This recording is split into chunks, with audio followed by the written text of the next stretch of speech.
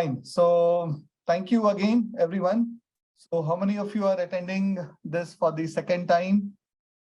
I mean, my session for the fourth time, in fact, now.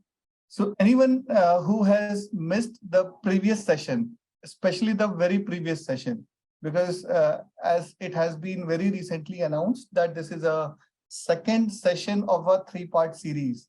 So I'm assuming some familiarity with the previous session, okay?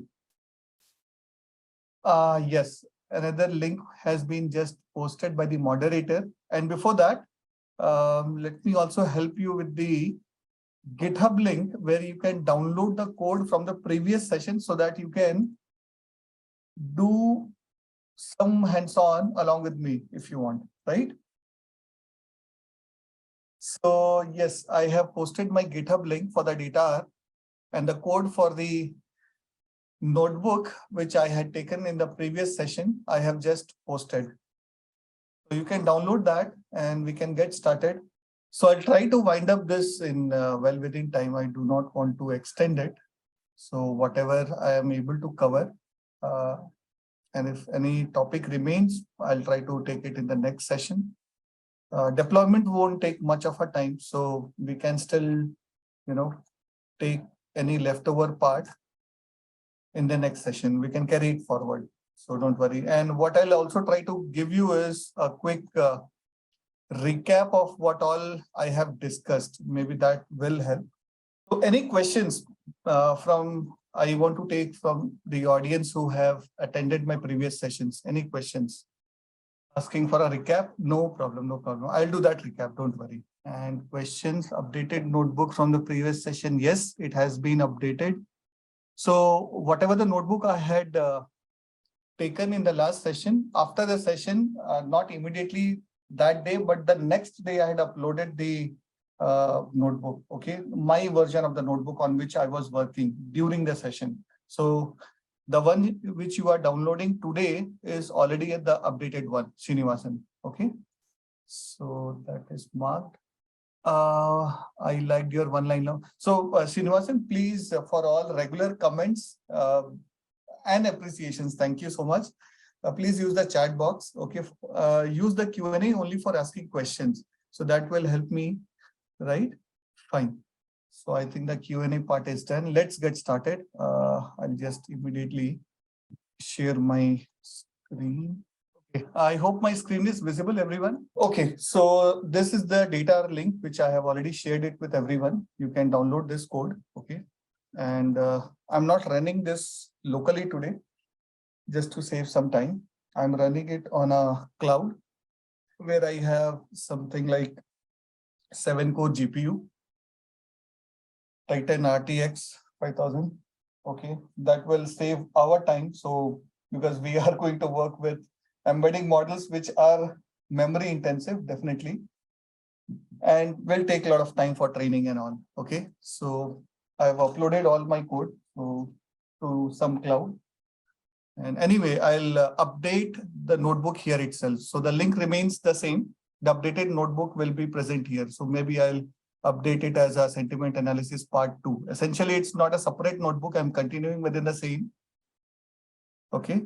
Or maybe I'll just give a thought if I can make it as a separate notebook.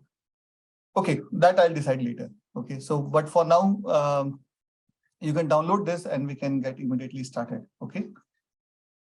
So, okay, let me just check this. So this was the notebook which I had taken the last time. Okay. This was the sentiment analysis notebook. Okay. And people are already familiar with the data set which I have been discussing. It's the tweets data set. Okay, let me just start from start. Anyway, I have to run this. So the tweets data set that I have, like this is the first 5 rows you can see. And our objective is to find the polarity in this tweets data set. Polarity means basically the sentiment, you can say in simplest terms. And I have the labels here. Zeros will refer to a positive sentiment in this case, and 1 is referring to the negative sentiment. So you have to check Rather cross-check with your data source, what is the definition of zeros and ones. So right now, the definition of zeros and one for this particular data set I have is 0 referring to a positive and 1 referring to a negative. It can be the other way around as well. And that's why I said you have to first check with the data source. Okay. Himanshu has got one question. Semantic analysis and sentiment analysis are same. Not really, because in sentiment analysis, we are, giving one of the two classes or maybe three classes: positive, negative, and neutral. That is how you are classifying the sentiments or emotions, right? That's all about the polarity. I mean, in terms of positive, negative, and neutral. But whereas semantic analysis means analyzing the context of a given word in a document or in the bunch of documents. So the finding the correct context, understanding the correct context, and being able to represent and generate the correct context. That is all about the semantic analysis. Semantic refers to the context, the meanings, right? Is that clear now? Fine. Ashwin has got one question. He's asking, we require to predict with our own comments after the model is trained. How can we do the model saving using pickle? Yes, I'll help you with both. Don't worry. You can save the model as a pickle file so that we can deploy it in the next session. So we can do that.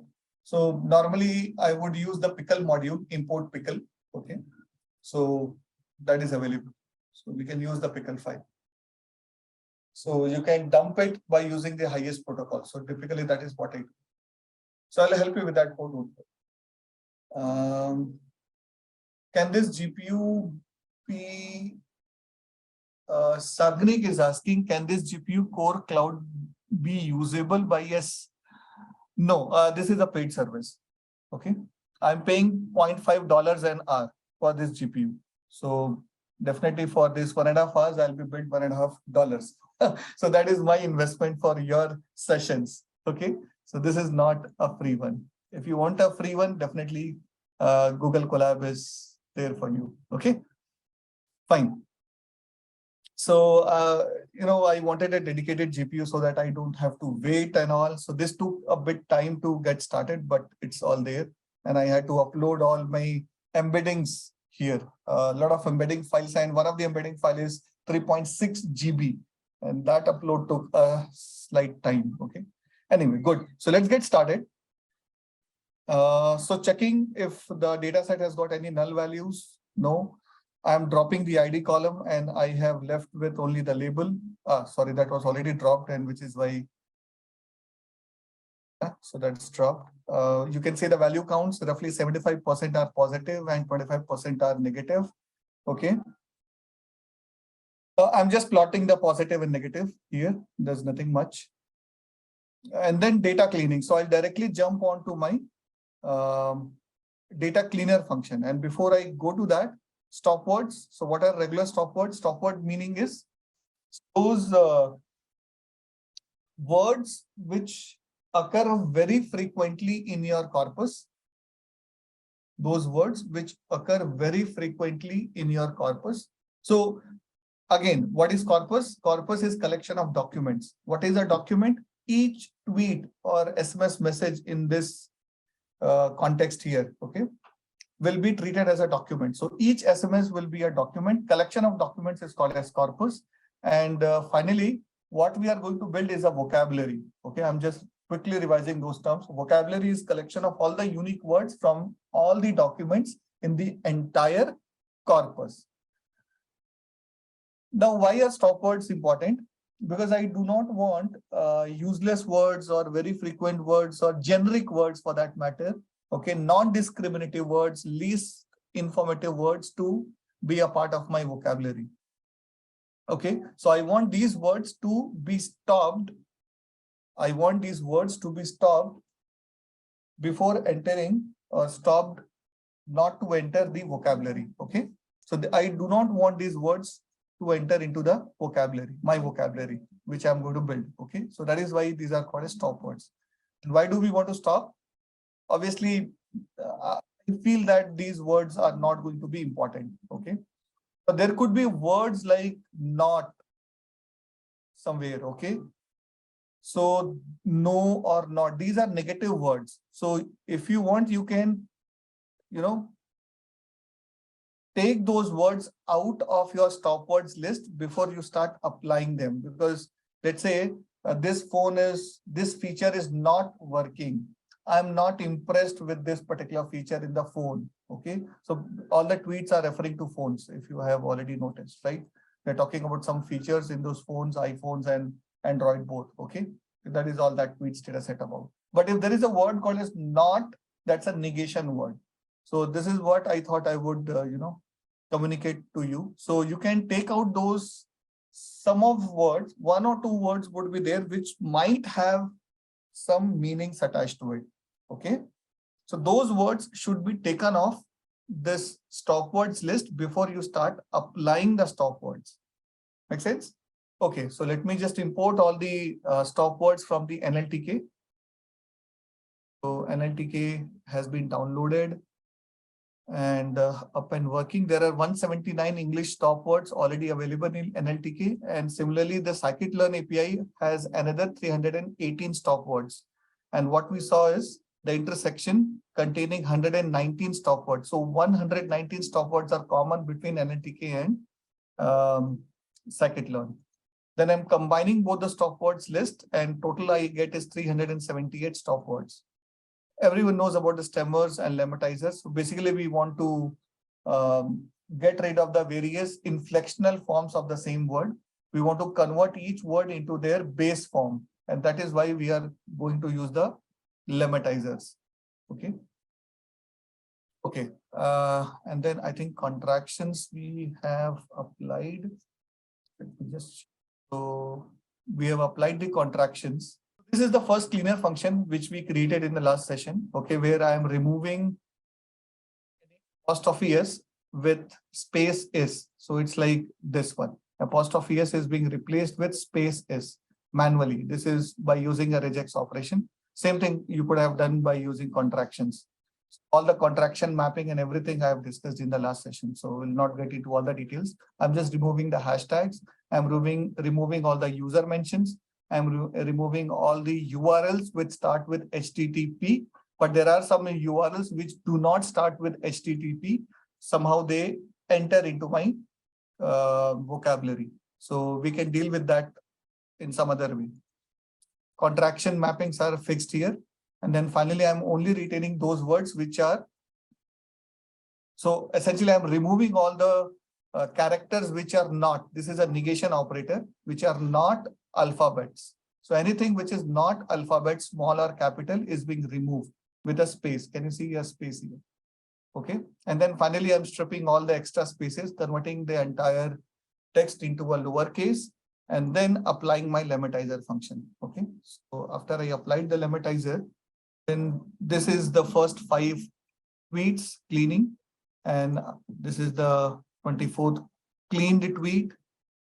This is how the 1500th tweet looks. And this is how it looks after tokenization. You are converting the same tweets into tokens. Tokens means individual words of a tweet. So this is your entire tweet, and the individual words of that tweet, okay, will be called as tokens. Fine. This is how that same tweet looks after cleaning. Fine. And then I'm saving that in my data set. So these are my original tweets. Can you see this tweet is my original? And on the right side, what we have is the clean tweets without the stop words applied. Okay.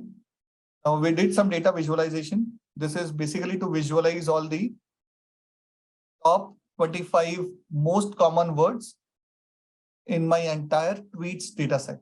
These are the top 25 most common words. And what we saw is it is heavily populated by useless words and very generic words, not informative words, and also hashtags. So then we went ahead and plotted the cleaned tweets without the stop words. So this is how the clean tweets look like. And after cleaning, you see, we have 15,981 words. And before cleaning, we had somewhat like 34,348. So you see, by cleaning, we reduced the size of the vocabulary from 34,000 to 15,000. Okay, so that's a 50%, more than 50% reduction in your vocabulary, right? And let's see what happens if I apply these stop words. So this is again the same cleaner function with the stop words. So I applied my stop words. See, all these things I have already discussed in the last session, and that's the reason I am just ahead. Okay. So you can watch all the details in the last session, which ran for almost 2.5 hours. Okay. So after applying the stop words, you can see more informative words like Instagram, photography, game, case. Probably this is the case, a mobile case. You can see Android, life, love. These kind of words come up, which were never visible in the previous plot. Okay, you can see those words are not even present. So these kind of additional words are now visible after applying the stop words. Now there could be some domain specific stop words. You can even get rid of them. So I constructed my final stop words by adding the domain specific stop words with the combined stop words from NLTK and scikit-learn, right? Let's see. This is how you get with the stop words. This is how I get. Okay, this is without the stop words, and this is your raw tweets anyway, right? So this is your final data, which contains now 7,920 tweets, 4 columns. Okay. Then we went on to apply the count vectorizer. What is the job of the count vectorizer? It is a feature extractor, right? It is a feature extraction, and it is going to extract your vocabulary. Okay. Vocabulary contains 15,955 words, and each of those words will become a potential feature. So this is what a bag of words model is, okay, where your individual features are nothing but your words from the vocabulary. And two most common bag of words model is count vectorizer and TF-IDF. I think we had finished with the count vectorizer, but we couldn't get time to discuss TF-IDF. But anyway, I'll discuss it today. Fine. This is for feature extraction. So this is your raw data set now. Raw in the sense, it is still unstructured. That is why I'm calling it raw, although it is clean. But this is still unstructured. You need to have rows and columns. And that is the reason you are going to use one of these two models for feature extraction from your unstructured data to convert it into a structured format. Now, this is your structured data. CB features, 7,920 tweets. And how many features you have? 15,955 features. And each of those features are nothing but the individual words in your vocabulary, right? Fine. And you saw that this was a heavily sparse matrix and the number of non-zero elements was not even 0.01%. Okay. So you can see not even 0.1%. You can see 0.09. 0.09 is the percentage of non-zero elements in this heavily sparse matrix.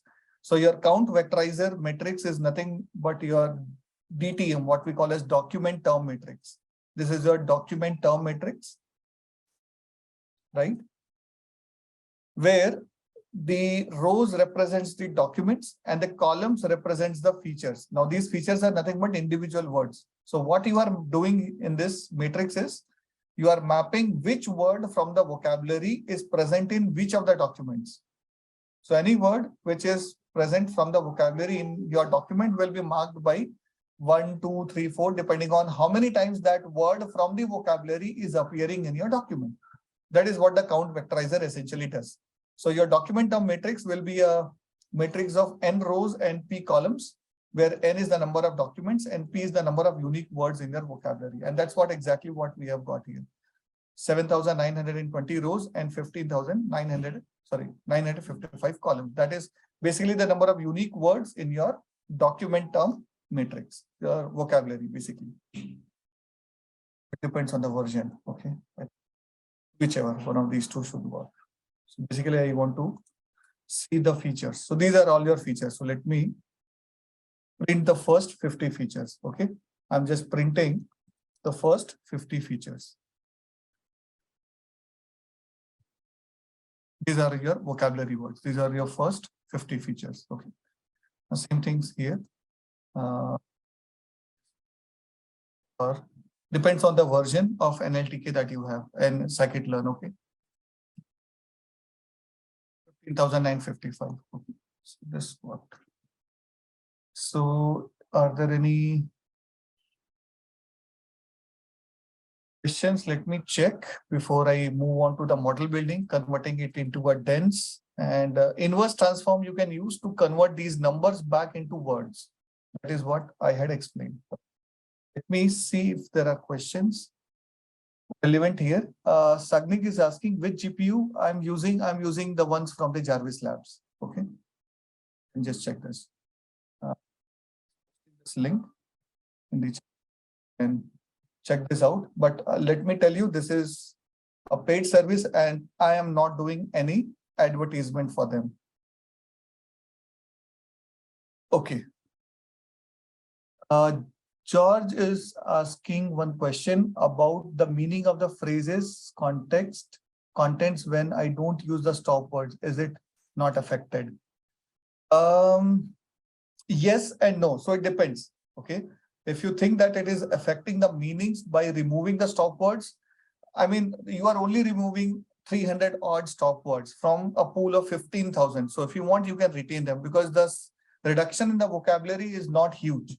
You see, if by applying stop words, 15,000 is reduced to 3,000 or 4,000, that's a reduction by 1/2 or 1/4 or 1/10, then it made sense. If you're reducing it by only 200 or 300, then it's not a big reduction in the size of the vocabulary. Okay.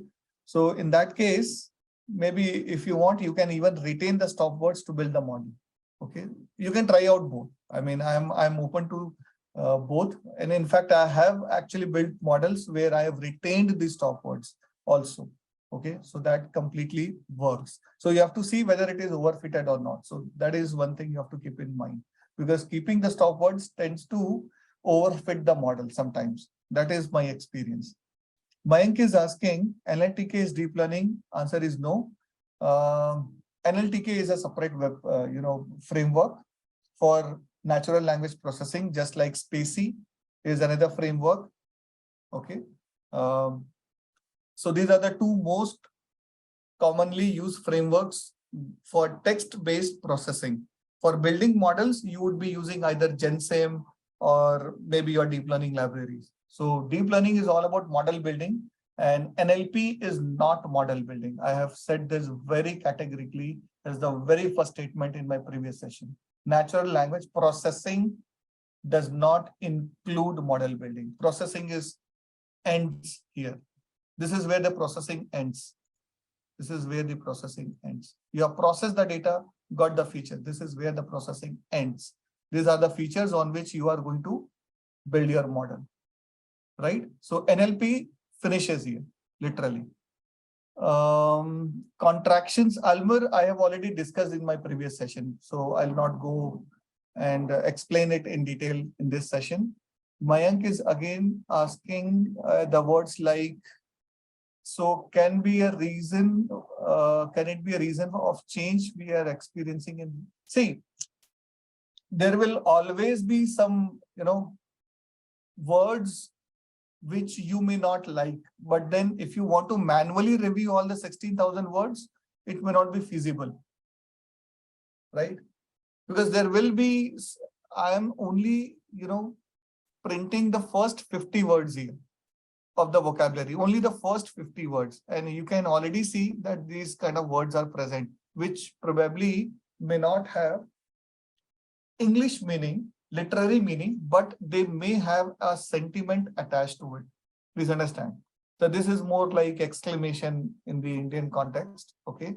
Again, exclamations, positive, negative, that the model will anyway learn. Okay. This is probably misspelled.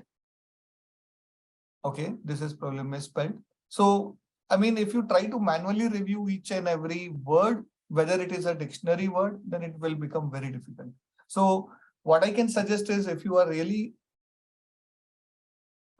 interested in only retaining the dictionary words, then there is a way using NLTK. You can import the entire WordNet dictionary in the memory and compare whether a word is a dictionary word or not. just ask ChatGPT how to filter the dictionary and non-dictionary words from a vocabulary. It will give you a Python code. Okay. So try to use ChatGPT as extensively as possible. Okay. Even for fetching codes, I would say.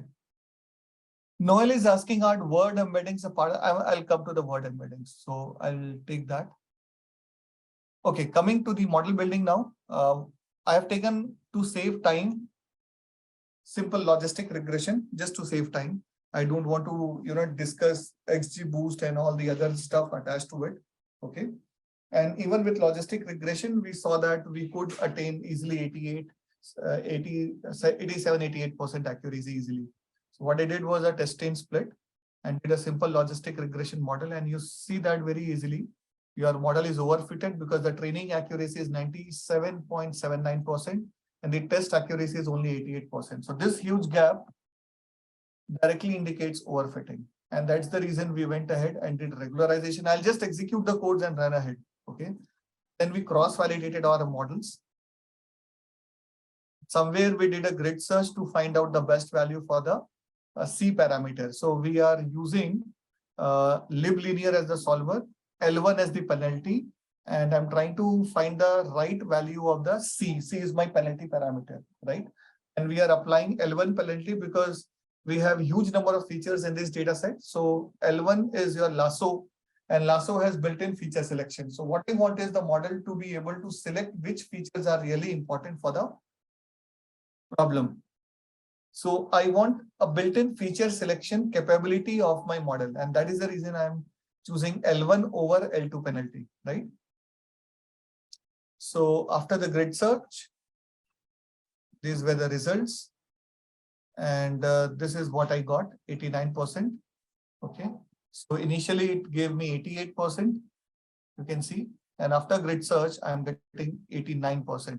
The best fitted model is giving me a C value of 0.95001. And then we saw something interesting. And what that interesting thing was is here. This is your 93% is your training accuracy. Can you see the training accuracy during the grid search for the best result, So whatever best result that we have got here, that best result, the training accuracy is 93%. And for the same best result, the test accuracy is 89%, which means our best fitted model is actually still overfitted. So don't rely blindly on the grid search results. That was one of the key takeaways from the previous session.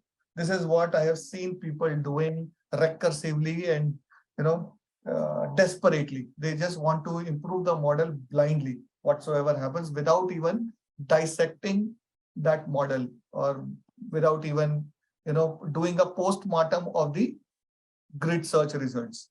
So you have to be extremely careful before you start applying your grid search results into your final model.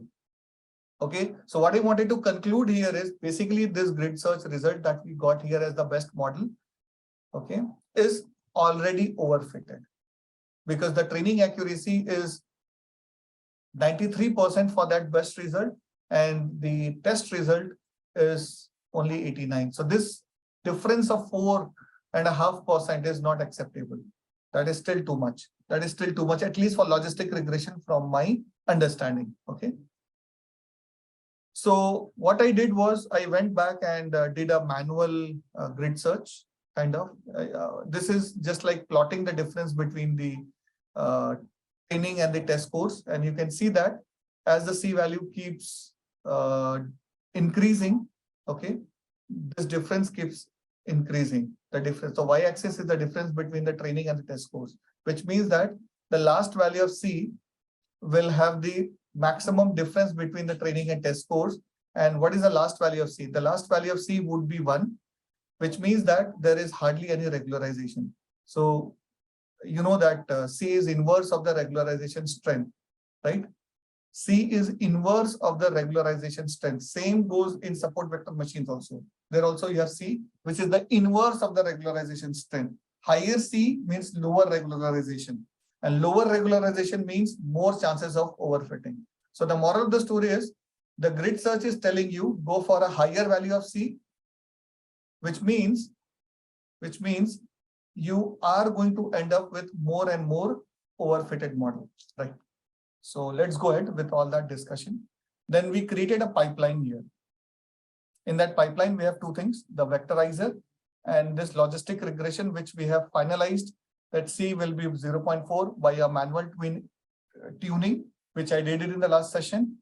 Okay, you can just check from that recording. So this is the 0.4 value. I am not going ahead with the grid search result for the reason I explained just now. Okay, so I have the count vectorizer followed by logistic regression, and my results are pretty good. Still 88% in the test. So these are the two steps. I have 15,955 features. This is the vocabulary. Vocabulary means, let me print the vocabulary. So vocabulary means you have the words and their frequencies. Words and their frequencies. How many times it is appearing in the corpus. So that is your vocabulary. Okay. So if you want, you can print all of them, or let me just. Fine. So we can also create a logistic regression model with and without the stop words and check. So my starting point is still the same, but here within the count vectorizer, you can apply the stop words. In the previous case, I had not applied my stop words. You can see the pipeline contains CV without the stop words. Okay, this time I am applying the stop words. So I'm starting with the same data set without the stop words, but applying the stop words not through a cleaner function, but by using the count vectorizer built-in method. Okay, and then my results have slightly decreased. So this is what I'm trying to convey here. When I apply the stop words, my model's accuracy decreased from 88% to 86%. And the total number of words in the vocabulary is not 15,955. The total number of words in the vocabulary has decreased to 15,673. Cross validation. And then what we did was further narrowed down. So after applying the stop words and then minimum document frequency of 10, what we are saying is I'll retain only those words which are occurring at least in 10 documents. And I'm not setting the max features. In this case, what we got is still almost 86%. There is hardly any reduction in the accuracy, but the reduction in the vocabulary is huge. So now you can see from 15,000, we have reduced. Initially, it was 15,673. We have reduced it to only 1,000 and without much compromising on the accuracy. So this, I would say, is much better model than the previous one. And then this is just a cross validation. And what I did here additional is this. Till now, this has been none. What I did additional is I am setting the maximum number of features to 1,000. So in this case, 1086 will be further reduced to 1,000. Let me run this. Yes. So with 1,000 features, you still have the same 86% accuracy. So very good. We created this TF-IDF model. This also was discussed. No, this was not discussed. Does anyone remember? I think this was not discussed. So what I'm doing is, now you have this matrix, right? Count vectorizer matrix, this document term matrix, this huge matrix, right? So this matrix contains zeros and ones or twos, basically, whatever is the frequency of a given word in that document. Which word? The words from your vocabulary. This is the index of those words from the vocabulary. Okay. So in the case of TF-IDF, I'm just taking the product of the term frequency score and the inverse of the document frequency score. So that is called as TF-IDF. How does the calculation go? Maybe I can just give you a quick idea. So TF score is my term frequency score. So term frequency is nothing but how many times a word from the vocabulary, of course, from the vocabulary is appearing in a given document and divided by total number of words in that document.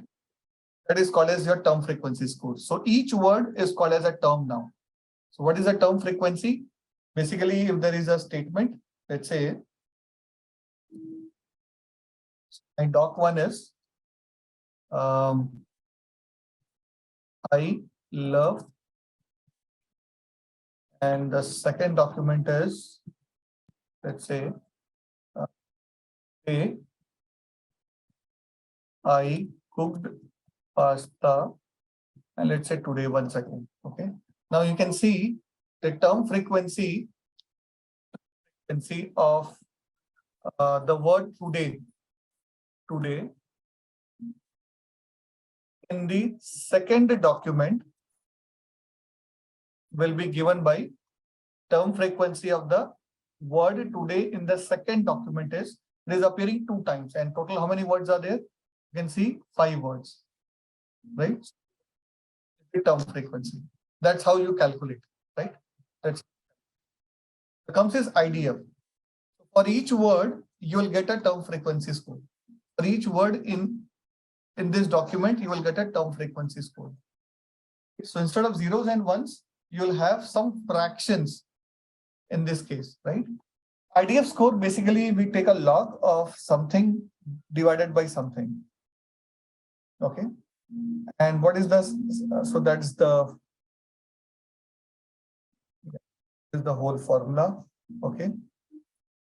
So numerator is total number of documents. Total number of documents. And the denominator is number of documents containing that term. How many documents contain that particular term? And just for sanity reasons, I'm going to add 1 to both the numerator and denominator, just in case, because if there is no document containing a particular word, then the denominator will become 0 and you will end up with a 0 division error. Similarly, if for some reason you passed an empty document or an empty corpus, then this IDF score will again run down into an error message, because log of 0 cannot be calculated, is undefined. So that will again throw you an error. So just for that reason, okay, people add 1 to both the numerator and denominator, and finally we take a log. So it's an inverse of the document frequency, IDF. Okay.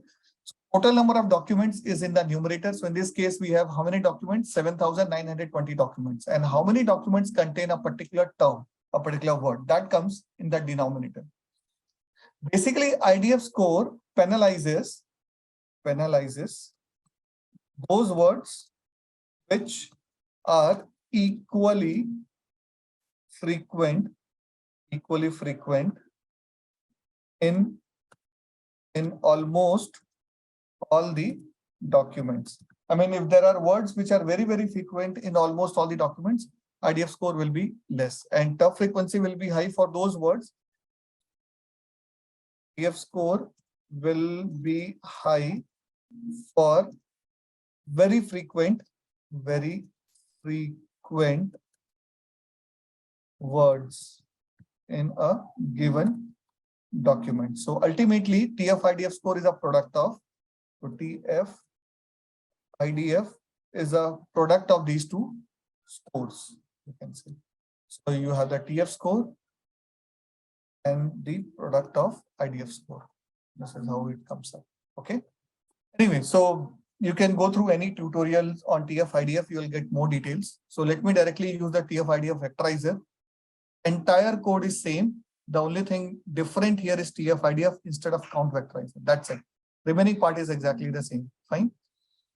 I am using the same logistic regression with the same solver with the same penalty. Let me make it L1 and 0.4 back for the same sake. Now my results are 85-86%. Fine. So this is my training and this is my test. So not much different, and you can see. But in any case, the test score is slightly lower than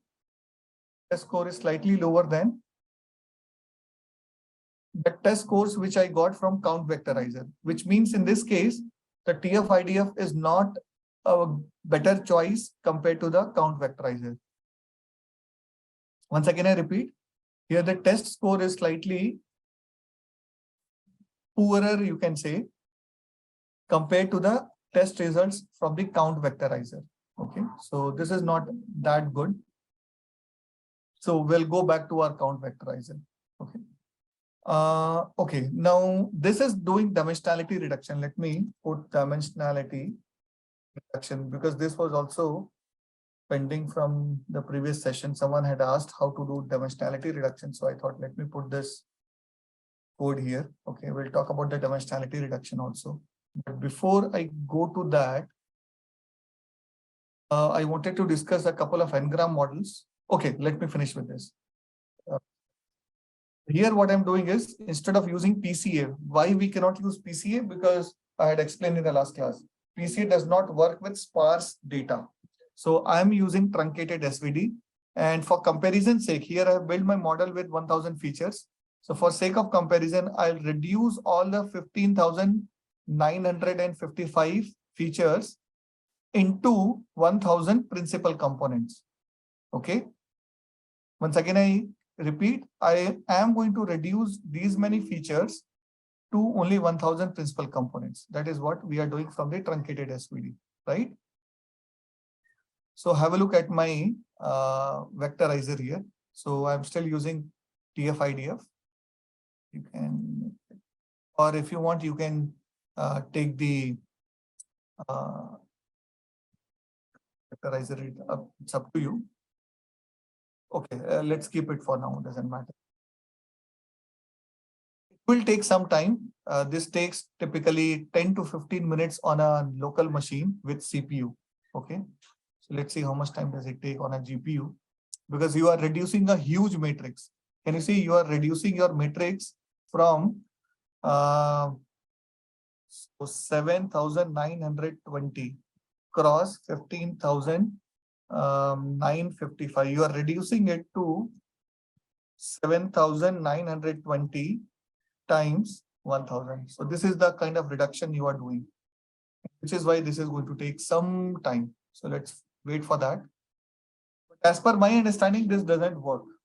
Okay, dimensionality reduction doesn't work for NLP. Also, I mean, that can be still taken as a last resort when you are completely helpless and you have, let's say, lakhs of features or millions of features, then this can be taken as a last resort. But again, as I said, this can take a huge amount of time. I think the better option is to filter the features based out of the document frequencies and the max features. This is a better option, right? That's my verdict. So I'm still bringing it down to 1086, you can see, or to only 1000 by using these options, which are better options rather than taking all the features and then doing a blunt dimensionality reduction. So you can see you don't have much benefit. Okay, it is still 87, 86%. Okay, so and you can see the size of the vocabulary, it's still 15,955. Okay, but the feature set would be reduced to 7,920 cross 1000. Fine. Perfect. So these are the steps. N-gram model. So till now we have been using unigram model. Till now we have been using unigram model because individual tokens were words. Somewhere I had printed the vocabulary, right? Somewhere I had printed the vocabulary. Yes, you can see the individual words. I commented it out later. Anyway, so you had seen that, I know. So this time, let me take two words. That's what the N-gram model will do. So we want to include those words which have a minimum document frequency of, let's say, 5 or 10. So we can still use this as a filter. We'll still use that as a filter. Okay. And then I'm still going to apply my stop words if you want. But this is the new thing. 1,2. Okay. So let me just go ahead and apply that. I'll get my solver back to L1 and 0.4. Rest everything remains. It is L1 penalty. And see what happens now. 89% in the training and 86% in the What we are doing here is building a model with unigram and bigram both. Okay? Unigram and bigram both. Till now, we have been only using a unigram model. Okay, and you see that's the reason the size of the vocabulary is slightly higher. Initially, it was 1086, if you remember. Okay, yeah. So I'm just printing the vocabulary. Can you see there are two words now? Words are also there. These are bigram features. These are bigram features. These are bigram features. Bigram features. Bigram. You can try out both. Okay. This helps to visualize the tokens. It helps to visualize the tokens. Okay. So this is my pipe. Okay, we are creating that pipes here. Where is the error? My pipeline was containing pipe name steps. Let's do that. So this pipe is called as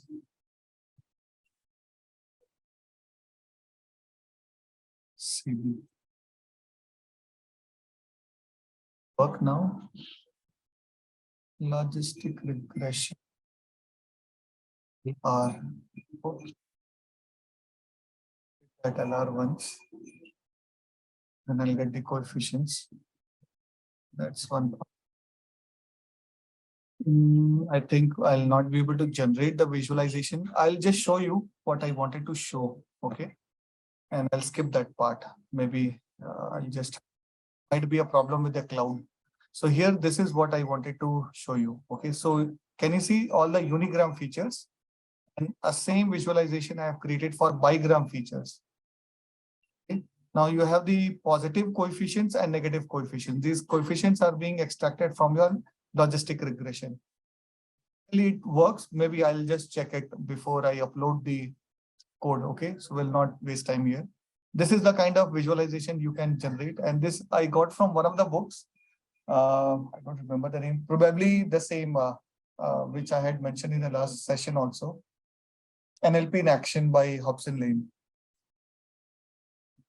Okay, so you can see the coefficients are being extracted from your logistic regression. So the negative coefficients and the positive coefficients. Now, what does that mean? Negative coefficients would mean those words which have a positive sentiment. In this case, because our positive sentiments had a class of 0.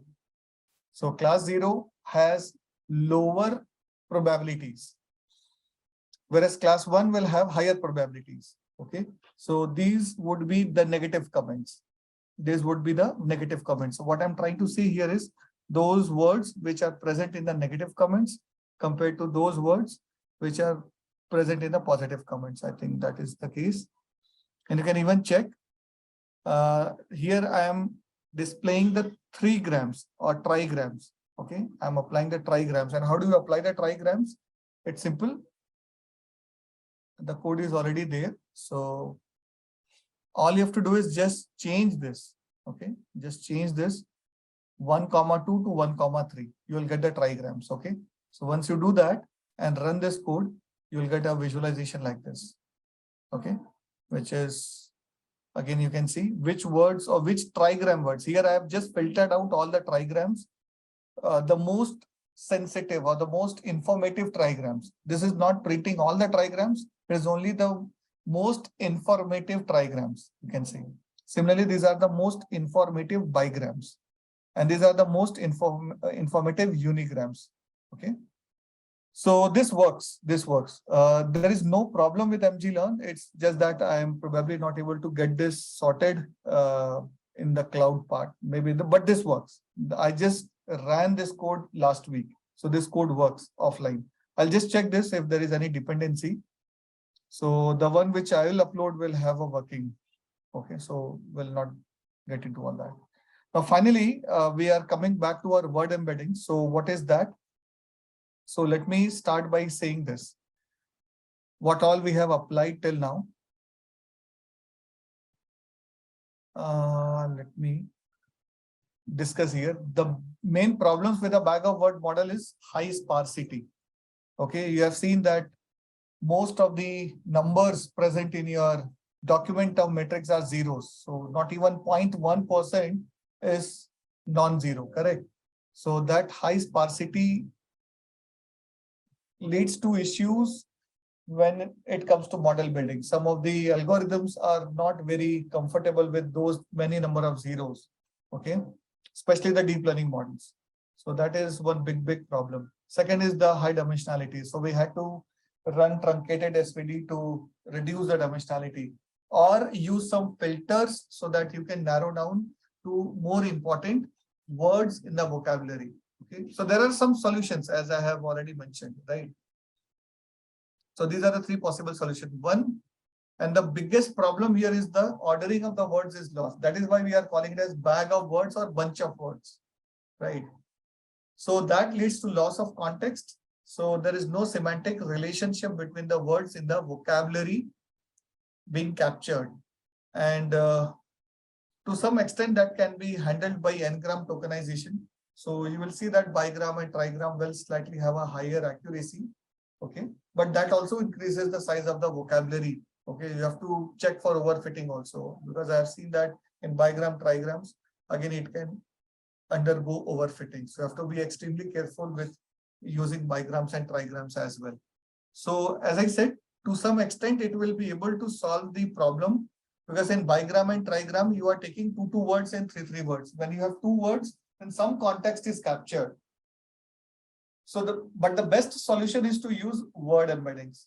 Word embeddings will be a solution for all the three problems. In fact, that will be a solution to all the three problems.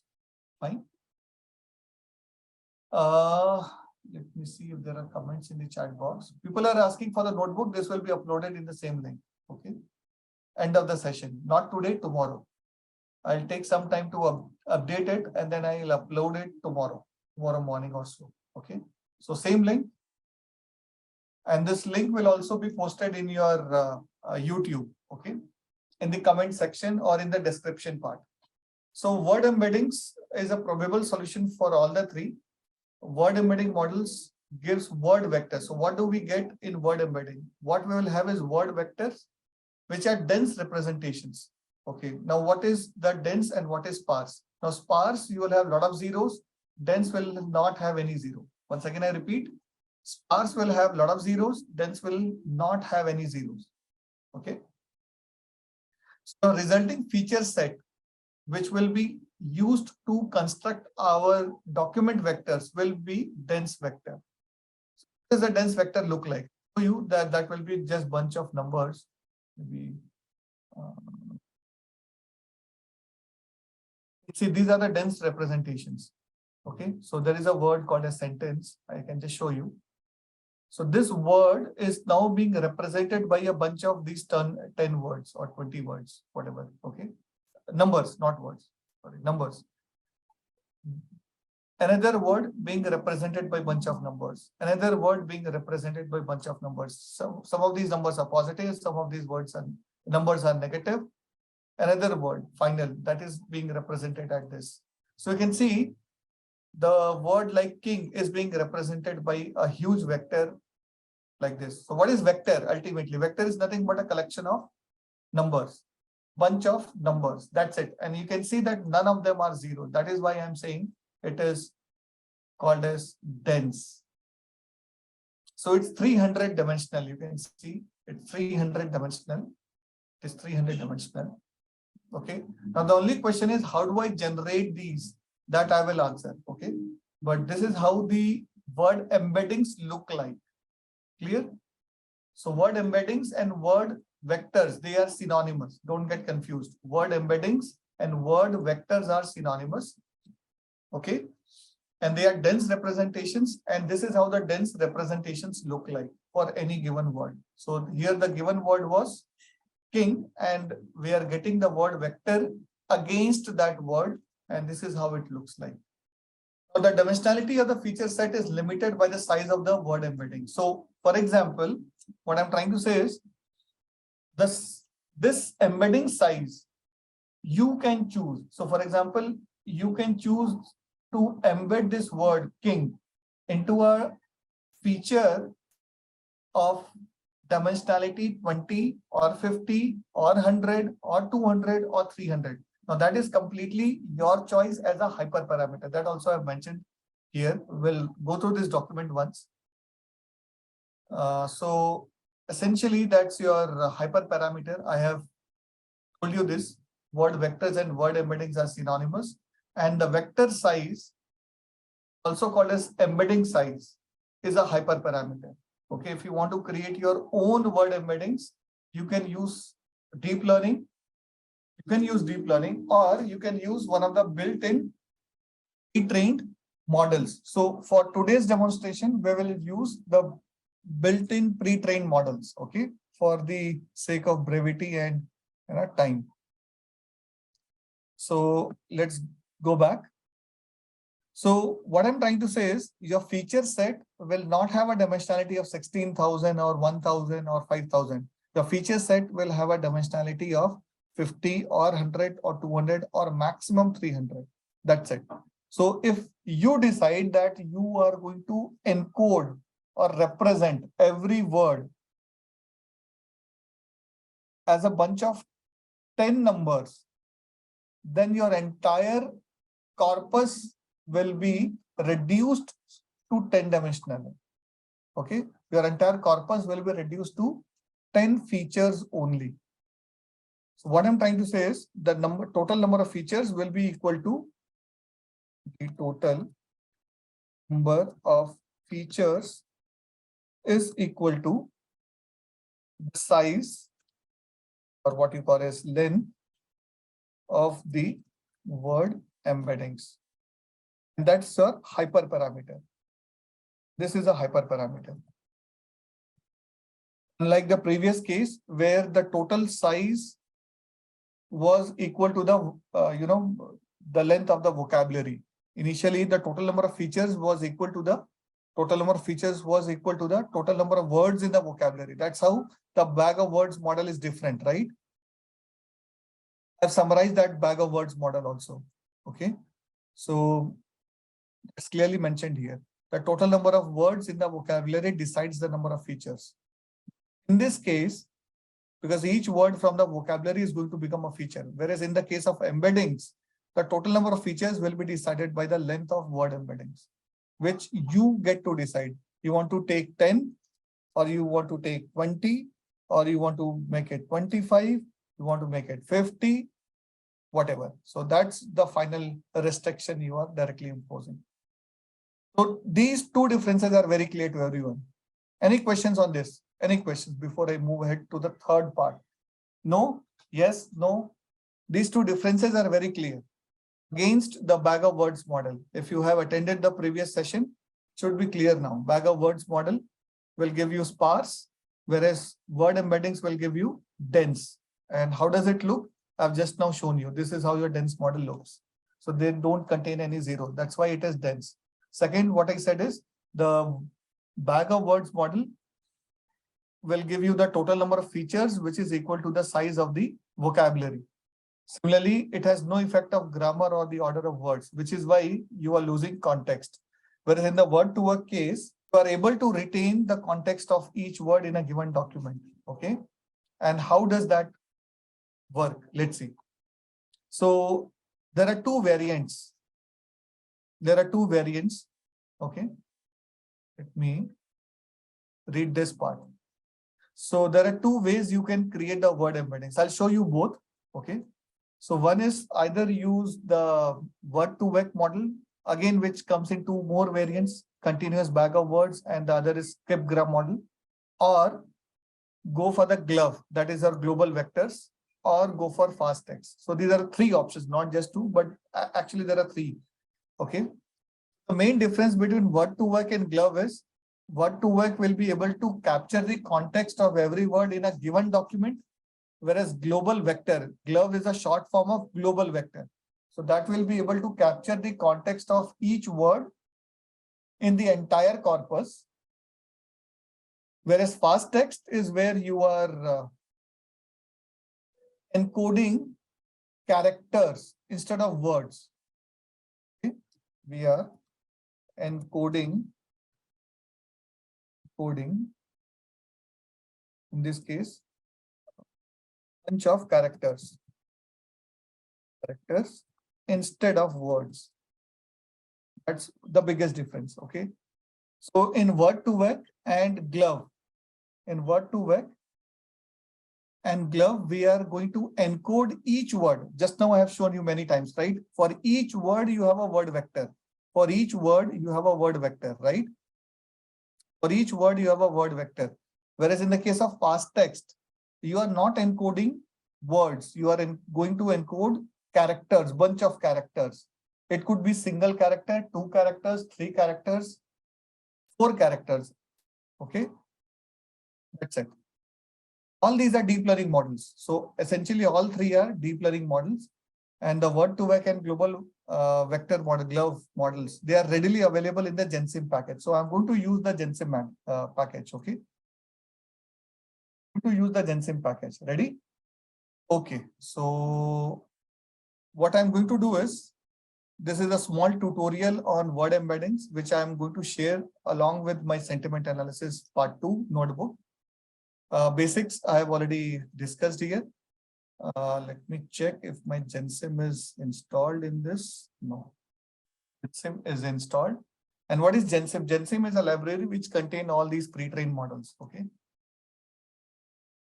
So GenSim is a library which contains all the pre-trained models. So Word2Vec and all, everything is there. Not working. So this works here. I'm running this in my local machine now. Okay. So what I have imported is a Word2Vec model. Okay. So Word2Vec comes in 2 flavors. You can think of that way. One is skipgram and one is CBOW. Okay. So we'll not get into the detailing of these 2 models because that itself will take a separate session. Okay. But let me give you one line hint that they are deep learning models. I've already mentioned. In fact, all 3 are deep learning models. Word2Vec, CBOW, both the flavors and these global vectors, whereas fast text, all of them are deep learning models. Okay. So you can create them from scratch by using Keras, or you can directly use the GenSim library, which is what I'm doing, right? Then how do I go ahead and use that? So there are 2 approaches which I'll discuss once the embedding is clear. So let's have a few sentences. So let's say these are my few sentences, okay? And each of these sentences have got tokenized. So I have already tokenized these. Can you see? I've already tokenized these. So let's import this. And this is my CBOW model, continuous bag of words. CBOW is continuous bag of words. We have some window size. So what are we saying in this case? What is window size? So for every word, let's say there is a word first, okay? We are going to take a few words, let's say 3 words before and 3 words after. That's the size of window I'm talking about. So window is a hyperparameter which determines how many words you are going to take before and after a given word. So you are going to learn the context of a given word. You are going to learn the context of the given word by using the neighboring words, which are before and after that word, and how many words, that is defined by the size of the window. How many words, that is defined by the size of the window. Is that clear? For every word, you are going to learn the context, and that context is extracted by using some of the neighboring words, few previous words and few latter words. And how many words will be taken, previous and latter, okay? That is defined by the size of the window. Yes. Next is the embedding size. So what I'm going to do is I'm going to embed or encode each of these words into a vector of the size 1 cross 10. 1 cross 10. I'll generate a vector of 1 cross 10. So that is my vector size or embedding size. Clear? That is my vector size or embedding size. Here I can set the minimum word count. This is like your min df. This is like your min df in your count vectorizer. Same option. And SG is 0. What is SG? Skipgram. When SG is 0 means skipgram is 0, which means that you are constructing a CBOW model, a continuous bag of words model. Okay. Okay, so the model is created. I'm just printing the model, and it has been able to find out that there are 16 words in this vocabulary. So out of this corpus containing 5 documents, the number of unique words it was able to find was 16. each word has been constructed into a vector of 1 cross 10. And let me just print the vocabulary words. So these are the words in the vocabulary. And then let me fetch the word vector for one of the words. So you can see the word love is there here. I'm just fetching the word vector. You can see this is the word vector. Similarly, I'm just going to print all the word vectors. I'm just printing all the word vectors for all the words in the vocabulary, just by using the simple for loop. So now you can easily see that I was able to generate the word vectors against each of the words of my vocabulary. Is that clear? Now let me try to fetch the word vector for a word which is not a part of the vocabulary. It will throw you an error. Okay, so out of vocabulary words, this is where the word to work and global vector glove model will run into a problem. Once again, I repeat, those out of vocabulary words is where the global vectors and word to work model will run into a problem. So if it encounters any word which it has never seen in the vocabulary, these models cannot generate word vectors. And that is the reason why the fast text becomes handy, because it is, generating. I'll show you. So remember this, okay? Remember this kind of error will be expected when you are trying to fetch a word vector against a word which is not a part of the vocabulary. Fine. Okay, so I'm just saving the model, my CBOW model, and loading the same model and just getting the model here. You can see. Now I'm retraining the model by using skipgram equal to 1. So essentially it becomes a skipgram model, okay? And now you see these numbers are slightly different from your CBOW model. These are the numbers coming from the CBOW model. These are the numbers coming from the skipgram. Numbers are very slightly different. At least in the first 3 to 4 decimal places, they are exactly same. In the 5th decimal place onwards, it starts differing. So what I'm trying to say is you will not get something very different whether you choose CBOW or you choose the skipgram, either way, right?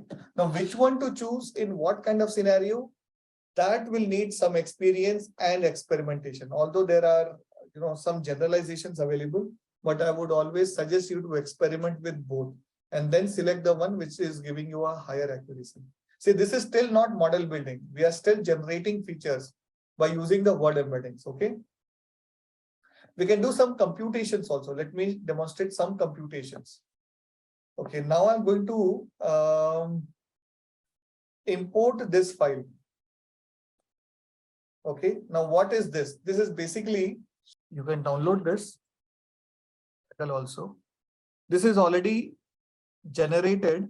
I'm just sharing this link. So once you sign in, you will be able to download this. So what is this? Basically, we have already generated the word vectors.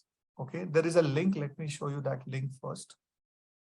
From where all these are available. This link.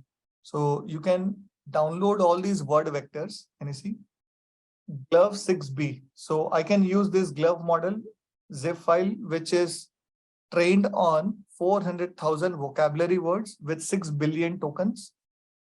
And it is uncased 50-dimensional, 100-dimensional, 200-dimensional, 300-dimensional. Uncased. Which means all of the words are present in lowercase, one of the cases. Okay.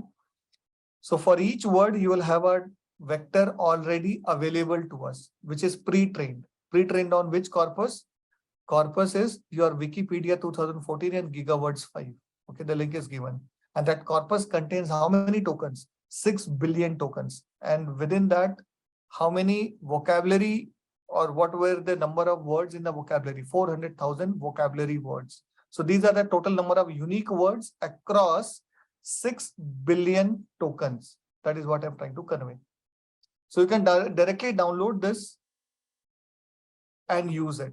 So right now what I showed was how to train, but this training can become very, time expensive, time consuming if the size of your corpus increases. And that's the reason a better choice is to download that and directly use it. So what I've done is I have directly downloaded it. Somewhere it is there in my hard disk. I have provided the path and I'm directly going to use it. Fine. So let me check if this is present. This will take some time to load it in the memory because it is going to load a 3.6 gigabit file in the memory. So some time it will take. Then I tried to use GenSim. Part worked. Let's check what version of GenSim. Running GenSim version 4. Not properly installed, it seems. Anyway, so my local machine has already imported. Finished. So after importing, I'm converting it into a Word2Vec format, okay, which is being saved locally. Okay, which is being saved locally. It will save it as a text file, okay, word2vec.txt. It will save it as a word2vec.txt. Let me show you. It will save it as a word2vec.txt file somewhere. It will save it like this file, okay. I'll just, once that code works, this is the kind of file name it will save it, okay, fine. So now I can fetch the word vector against any word. You can see, you can think about any other word. Come on, tell me. Analytics. This is the word vector for the word analytics. Okay. Anything, right? Give me any word, we can generate the word vector.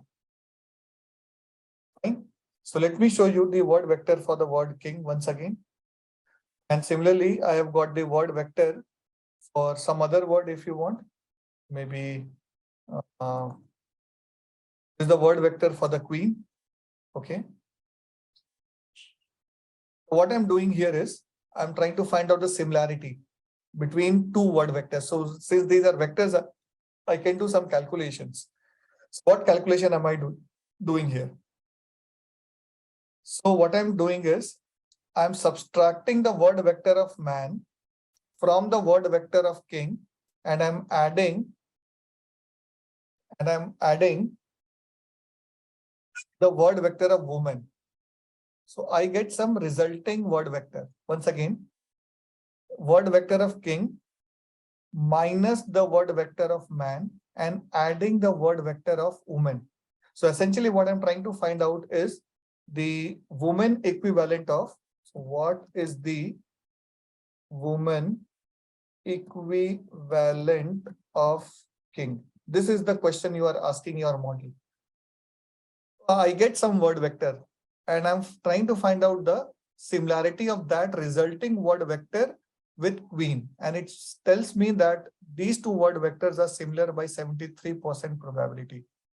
The probability of similarity between the queen, I'm using the cosine similarity, and this resulting word vector is 73%. You can actually also directly use the calculations here. Okay.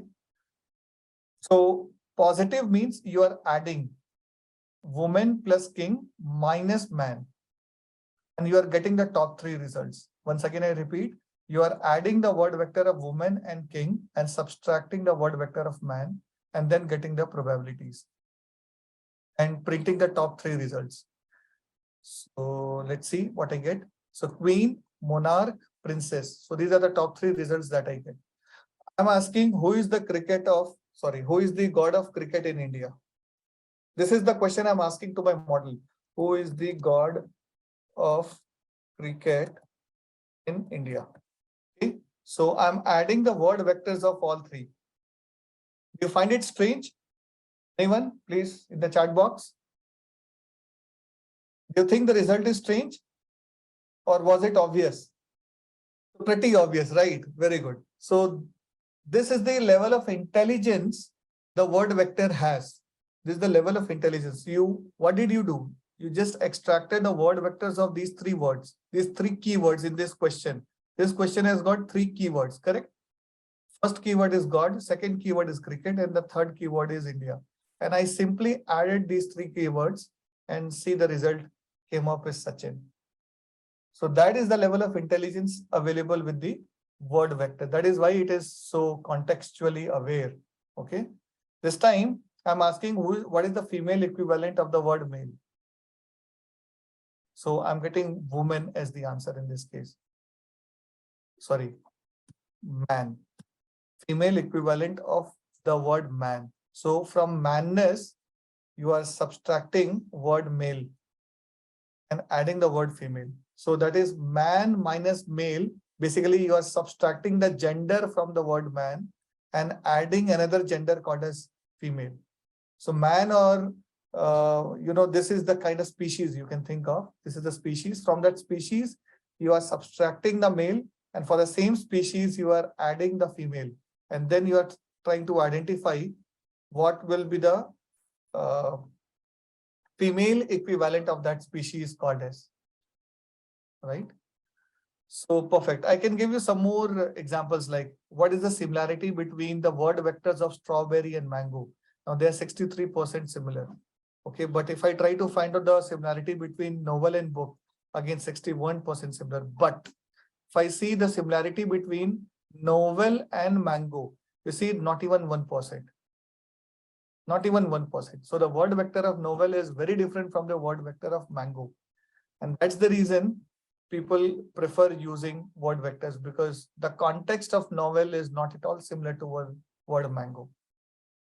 Even you can use the word vectors to find the odd one out. So what is the odd one? What is the odd one out of these?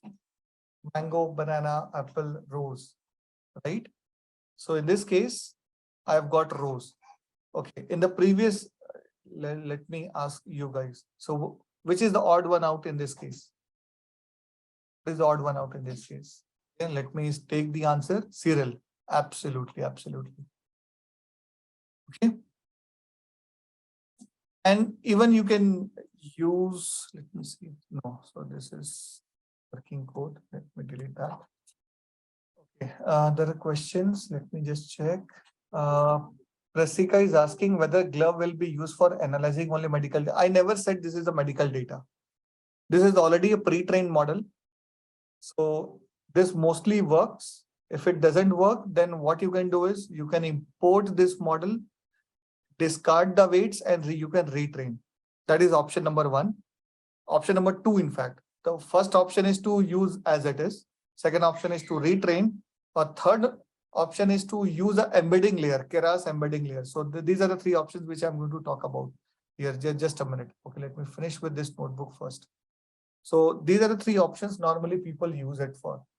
Okay.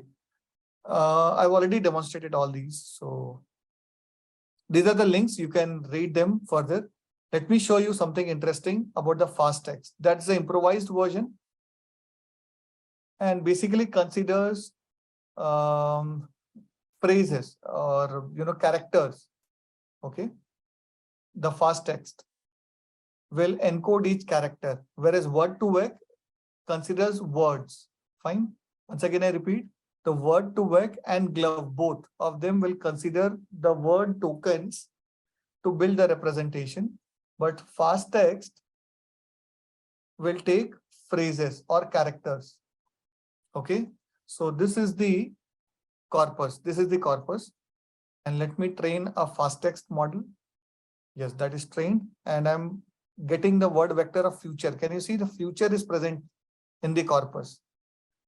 The vocabulary rather. Okay. Future is present in the vocabulary. Now, zebra is not present. Zebra is not present anywhere here. Can you see? And still I'm able to generate the word vector of zebra. You can see, I think analytics is also not there here. Let me try using analytics. Okay. Let me try for Vidya. So even I am able to generate the word vector against those words, okay, which are not a part of the corpus, which are not even a part of the vocabulary. Forget about corpus. So you can even get the indices, same thing.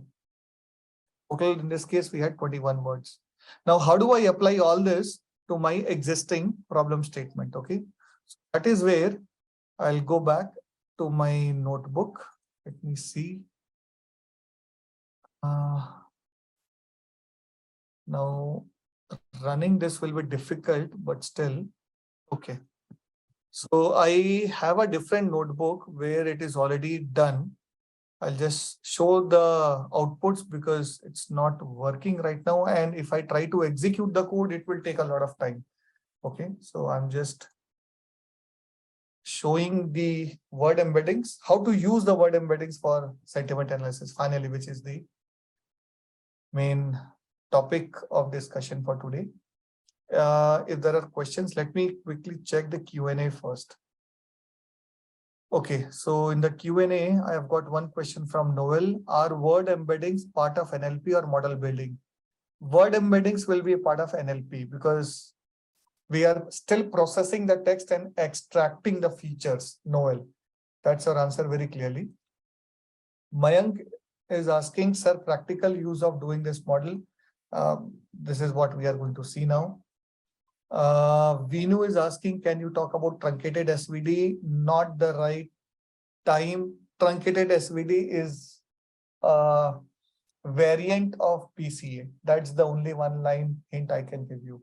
See, PCA runs a eigenvalue decomposition. PCA runs a eigenvalue decomposition, which means you are going to decompose your feature matrix into eigenvalues and eigenvectors, where principal components are the eigenvectors corresponding to the highest eigenvalues.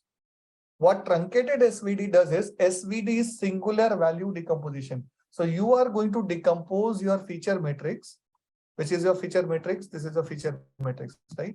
That document term matrix is a feature matrix. You are going to decompose this feature matrix into 3 more matrices, U, S, and V. So using that USV, you are going to do it's like a matrix decomposition or matrix factorization technique. That's the biggest hint I'm giving you. It's a matrix factorization technique. Okay. So you will decompose this into 3 more matrices, U, S, and V. This is the typical name which we give. Okay. So just Google what is USV decomposition of a matrix, or just ask ChatGPT. It will explain you. So truncated SVD takes a threefold decomposition, or decomposing your feature matrix into 3 matrices rather than 2 in the case of rather than 1 in the case of PCA. PCA will give you the principal components directly. It doesn't even do a matrix decomposition, frankly. Okay, it just solves the equations and gets the eigenvalues and eigenvectors. But to solve the equations, your matrix should not be sparse. So otherwise solving the equations become difficult. Okay, so back to the topic. What else? Sandeep is asking, what should be the test accuracy compared to the training set? It should be similar. Should not be very different. Difference of 1 or 2%, it's fine. But difference of 5% or 10% is going to smell overfitting. Okay. Mayank is again asking, is there any view we can show the frequency, bigram, trigram? Frequency. I think it is possible. You can go back and use the frequency distribution from NLTK. So once you generate the vocabulary, okay, from count vectorizer or TF-IDF by using ngram, all you have to just do is go back to your frequency distribution function from NLTK. So that is possible. You can generate a frequency distribution easily. So Sanjay is asking, how do we determine the vector size? So very good question. Answer is simple. I told you that it is a hyperparameter, which means that nothing can determine it. Nothing can determine it. Nothing can determine it. I have repeated 5 times, which means you have to experiment. You try with 10, you try with 20, you try with 50, you try with 100. The bigger number you try, the more exponential time it will take for the model to train. So when the corpus size is small, let's say your corpus is having only 1000 documents, then you should not go more than 10 or 20. The embedding size should not be more than 10 or 20. When the corpus size is, let's say 50,000 or 500,000, okay, then you can make it at least 100. Okay, when your corpus size is, let's say 10 million documents, then you can go for 200 dimensional or 300 dimensional. So basically it depends on the corpus size, how many documents you have in your corpus, because that many contexts, that many meanings it has to learn, right? Because multiple words may have multiple meanings, multiple contexts across all the documents. So basically, if you have a very small corpus, don't go for high dimensionality, go for 10, 20, that's more than sufficient. Okay. So for my problem right now, I have taken dimensionality of, okay, so I'm not even training because I'm, okay, I'll come back to this, but I think I've answered your question. Ashwin is asking again, can we use glove model for Hindi sentences? That I have to check. Basically, NLTK does not have word vectors. So you have to check what all language support GenSim has.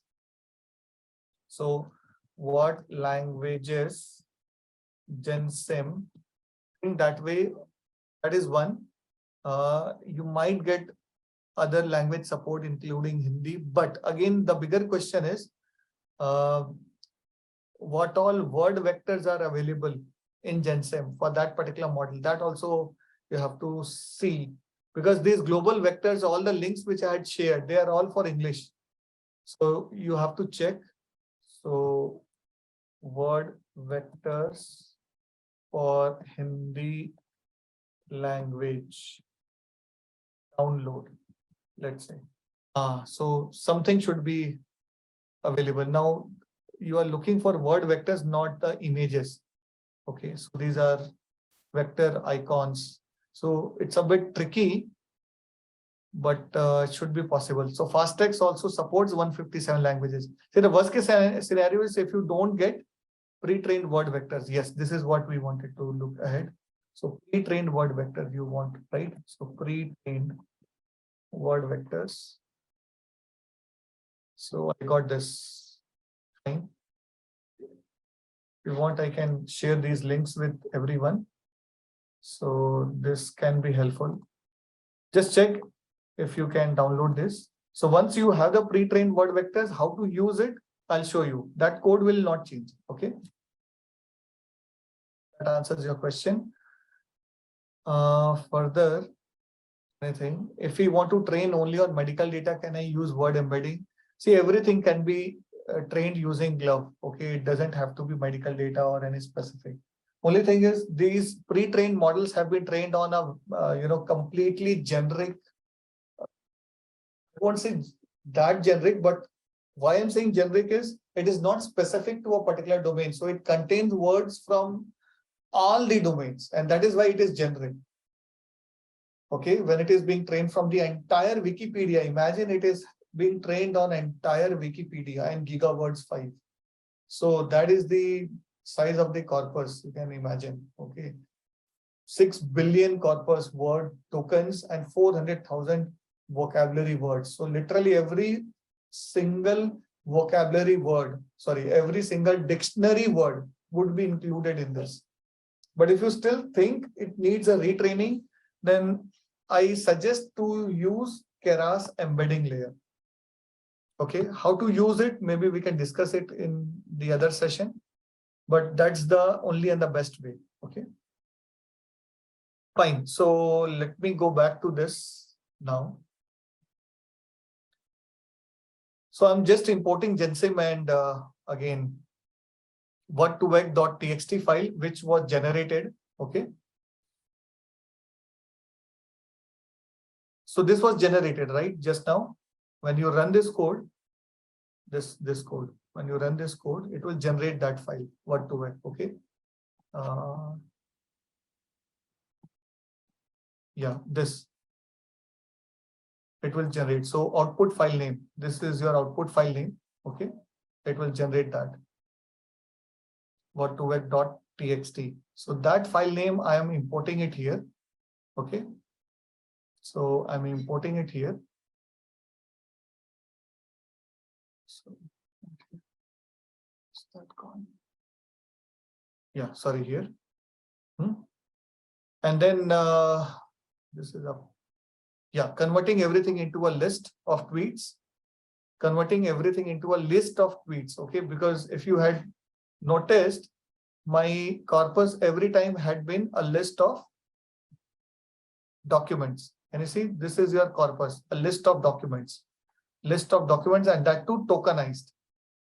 List of documents, and that too tokenized. Okay. So that is what I'm doing. I'm tokenizing it here and then converting everything into a list. Okay. Finally, I am training my own word-to-vec model. I'm training my own word-to-vec model. So if you want, you can directly use this. If you want to use this, then you have to use a for loop and fetch the word embeddings, okay, for your words. So this for loop is already there. So all you have to do is just change that. So this for loop is there somewhere. This for loop. This for loop. Okay. Which model do you want to use? So instead of CBOW model, you will be using your word-to-vec model, which you are importing, a pre-trained model. That's the only difference. Okay. So right now, I'm using my CBOW model, which I'm training on my own data set. Okay. So I'm first importing the architecture from GenSim.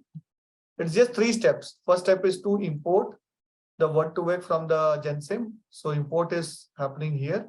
Second step is to train. You can provide your own embedding size.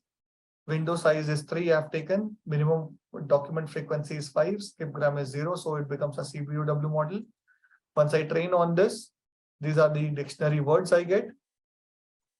So this becomes my vocabulary. Okay. And once this vocabulary is there, yeah. So total 2,519 words my CBOW model has been able to generate. Okay. So 2,519, and now I'm writing a function which will generate and fetch the word vectors of these 2,519 words. So let's have a look quickly. Okay. This is the document. Vector is being created. So let me come to this. Okay. Now that you have generated the word vectors, there are 2 approaches for vectorizing the documents. Please listen to me carefully now, this part. What we have got is model, and using the model, you can generate the word vectors. Using this model, CBOW model, you can generate the word vectors for all the 2,519 words. But how do you vectorize the document? Because you have to convert that document into a structured format. Right now, you have the embedding for the words, but you are not going to use these embedding directly into your ML model, right? You have to vectorize the documents. So how do you vectorize the documents? So there are 2 approaches. One, you can use the word vectors, which are also called as word embeddings. Okay. So document vector is essentially an average of all the word vectors. Please listen to this statement. Each document vector is going to be the average of the word vectors. And that's exactly the reason why I'm taking the mean here. Can you see? So what am I doing here? I'm just fetching. How do I read this? This is the list comprehension once again. So for each word in your tokenized document, for each word in the tokenized document, so each document will be a, eight. So you tokenize it. If that word is present in your dictionary, okay, this is your vocabulary. Basically, this is your vocabulary. This vocabulary is containing 2,519 words, right? If that word is present in the vocabulary, then just collect that word. So essentially, your doc1 becomes collection of those words which are a part of your vocabulary. Right? So essentially, doc1 is a collection of those words which are a part of the vocabulary. Now, I want to fetch the word vectors of those words. So how do I do that? So initially this is empty. And for each word in this doc1 is collection of those words which are a part of the vocabulary, right? So I'm fetching the word vector for all those words. So after fetching the word vector, what am I doing? I'm simply appending it to this empty list. And then converting it to a NumPy array. Convert this into a NumPy array. Convert it into a NumPy array. And after converting it to NumPy array, you are just taking the mean row wise. Axis 0 means row wise. Okay. You have to be careful not to take it column wise. Okay. So once you get the mean, this is a tokenized document.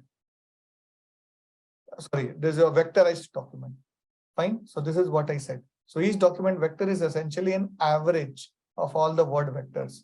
So for example, just imagine that your document vector when is like this. So imagine that your first document contain 11 word vectors. Second document contain 8 word vectors. Third document contains 15 word vectors. So after you run this function, each of the documents will become a vector of the same size. So these vectors have been generated by averaging all the 15. Now this has been generated by averaging all these 8. This has been generated by averaging all the 11 word vectors. So these are averaged word vectors. So once you average the word vectors of all the words of a given document, you get the word vector for the entire document. Now you apply that function and essentially you'll get the word vector for all the documents. Okay. So this generate word vectors document. And now you can see what I'm doing with this for loop is fetching those document vectors and converting into a NumPy array simply. Okay, this is just a temporary array I am creating. This is a temporary array. Okay, then fetching the document vectors. Okay, fetch the document vectors from the above list. Actually, this one is still a list. Okay, and convert it into a NumPy array. Once you convert that into a NumPy array, I'm printing the shape. So 7920 cross 300. Why 300? Because my word vectors were 300 dimensional. And that is what I have been saying, right? That is 300 dimensional. So once I apply, you can see that getting 301 because I have added y also. I've just added y. Otherwise, it is 300 only.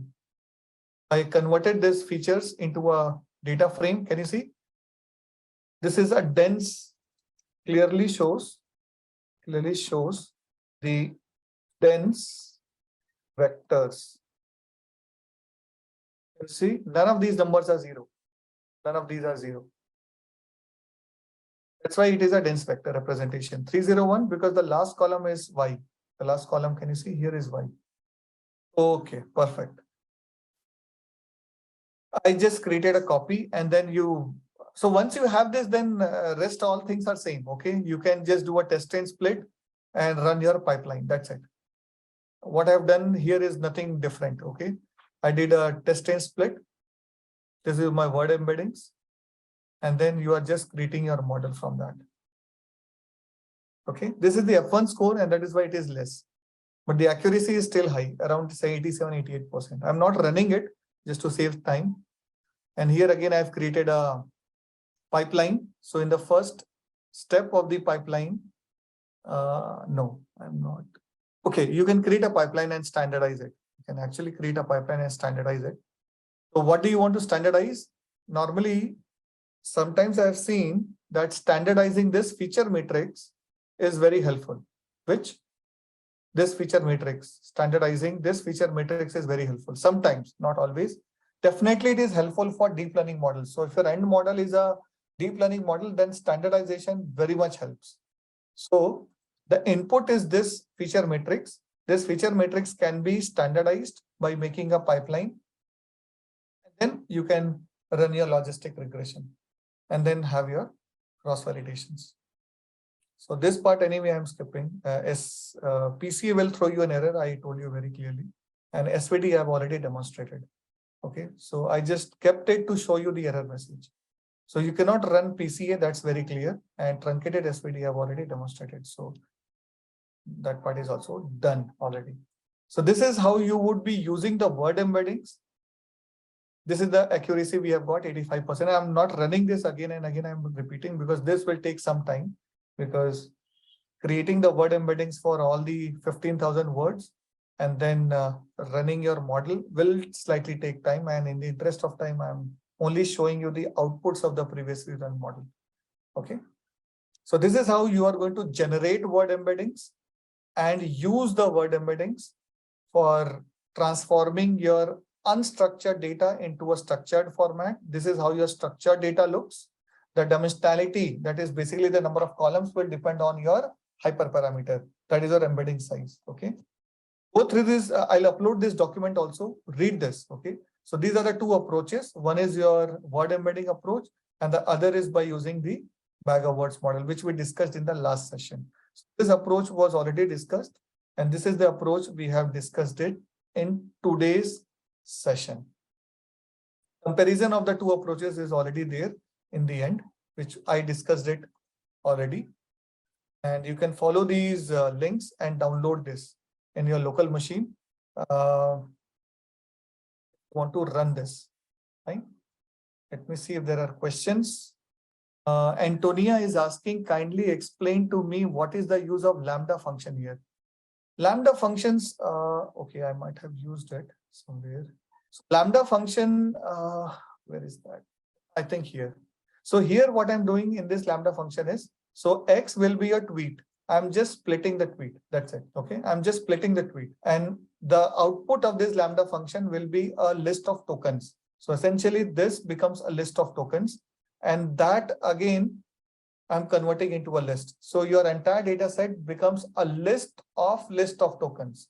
List of tokens. Second I have repeated. Okay. List of tokens, because that is exactly how your word embeddings will take the data as the input. Please understand, this is a list of tokens. It's a to list. List of tokens. Okay. So each sentence has to be a list. And finally, I have got a list of lists. Fine. So that was the reason I used that lambda function. Okay. Some anonymous attendee has asked, can we do like model similarity, dog, newborn to get puppy? That's an interesting thing. Let me just see if that works. Very interesting question. Somewhere we had been using this. So this was the question I just pasted from the Q&A section. Modify it. So in the positive, I'll use dog and newborn. So I want to find out the name of the newborn of a dog. That's the idea. Let's see what we get. Perfect. That's your answer. Puppy, pup, kitten. This is, of course, for a cat, but the 80%, 76%, it is puppy and pup. So that was his question. And what else? So please, so that is done. Asika is asking, how can I train the code with mixed data? You please do not understand what is your mixed data. What do you mean by mixed data? So either it is structured or unstructured. If it is unstructured, it is textual. And if it is textual, then these are the two approaches. Okay, using the bag of words, which we discussed in the last session. And the other is today, what we discussed is using the word embeddings. Simple. So these are the only two approaches. Okay, you're talking about multilingual data. So multilingual, I'm not sure because I've not worked on a multilingual data. If it is mixed, how will that work? Not sure. Not fit for commenting as of now. Sorry. How does it behave? Maybe you can ask this to ChatGPT. You will get some answer definitely. So try to use ChatGPT first. Okay, mostly I have got very good results from ChatGPT at least. Okay. Okay, and Ashwin is asking, accuracy is still very less using word embedding. What is the advantage? I think you saw the F1 score, not the accuracy. Yeah, that's still 85-86%. I agree. That's still 85-86%. The best I got was very similar to your bag of words model. Now, one reason is, of course, this is created by using the word embeddings. Word-to-vec model, and word-to-vec model will not give you very good accuracy. So a better approach is to use a maybe Keras embedding layer and then extract the embeddings from that. Okay. So the biggest advantage there is you can actually have more learning coming from the embeddings. See, there are two ways of improvement or two places of improvement. Number one, either you improve the word embeddings or you improve the learning from the embedding. Okay, let me note it down here. There are two things. Let's not get confused. One is embeddings plus the model. So either you improve the embeddings, which is independent of improving the model. So even though you might have very good embeddings, but the model is still logistic regression at the end. So if you use deep learning, you can actually have a very sophisticated model which learns the embeddings pretty well. So it may be possible that logistic regression is not able to learn from the embeddings. It is not able to make sense out of the embeddings. It was able to make sense out of the individual words, but it may not be able to make sense out of the embeddings. That is very much possible. So that this is the kind of interpretation I can give it to you right now. But definitely embeddings, okay, if you want to compare embeddings, you have to do a apple-to-apple comparison. Okay, that's a very good question. I'll just take 2 more minutes. Okay, now with 300 features, the accuracy I've got is 85%. Let us assume this is the accuracy. Okay, I'll go back and run my count vectorizer once again with maximum features of 300 and see what happens. That is a correct comparison. You see, just a minute. That's a correct comparison. You cannot compare it this way. So do I have my count vectorizer here? I'll take one of the count vectorizers. Fine. And somewhere I had restricted the max features. Now I'll make it 300. Okay. Just see this. This is the correct comparison. If you want to compare it with the embeddings, you have to compare it with the same number of features. Am I making sense or not? Then only it's a correct apple-to-apple comparison. Right? So now I've changed it to 300 and let's see what my count vectorizer gives. Ready? That was 85% at minimum. And this is still 85%. So there is a reduction, which means there is some loss of context for count vectorizer. Okay. So typically I am expecting that word embeddings will give you better results when actually you are training on your huge corpus. For small corpus may not be very beneficial, but for huge corpus where the loss of context is becoming a big problem, then the word embeddings can give you much better results, in fact. So all your transformer models, okay, they will rely on embeddings more than your bag of words model. That's very, difficult to handle, millions of words and so on. So, okay, any other question I might have missed? That is answered. And Ashwin, yeah, so that is also. So I have answered all the questions from the Q&A. And thank you very much for being patient till now. I will share this updated code and this word embeddings notebook, okay, in the GitHub, okay, the working version of this, of course. But I have already showed you the working of this anyway. so you can download it by tomorrow. Today it's already too late. Okay, so I'll upload it and you can download it from this link. I'll just share this link once again. You can bookmark it and keep it. Okay, text file also. Yes, don't worry. Let me save the text file. Okay, so I'll just save it. Thank you guys so much. Thank you so much.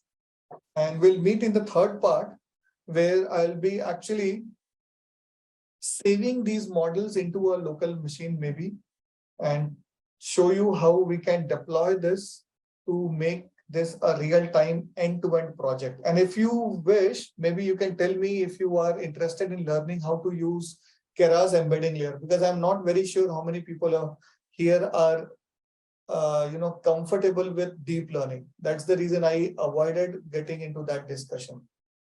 Okay, you can actually create your own embedding layers completely from scratch. Okay, so if you want, I can demonstrate even that slightly, maybe taking 15-20 minutes. And then anyway, we have our models ready. We can save these models and we can straight away create a Flask application. That is what I'll be doing. So we'll create a Flask app and deploy it over Streamlit. Okay, so that's the third part, which will make this project kind of end-to-end. So from data sourcing till cleaning, model building, trying out all several models, feature extraction techniques, both ML techniques, DL techniques, deep learning model at the end, and finally saving the model, serializing the model, uploading the model to the web server, creating a container and deploying it as a web service. So that is what this entire project will be. Yeah. Okay, guys, then thank you so much. We'll meet in the third part. Mostly that will be the first week of Jan. Unofficially, I'm just telling you. I think the date might be around 5th of Jan. Okay, around 5th of Jan, but you'll anyway get the mailers. Okay, but that is the date which I am planning as of now. Okay, thank you.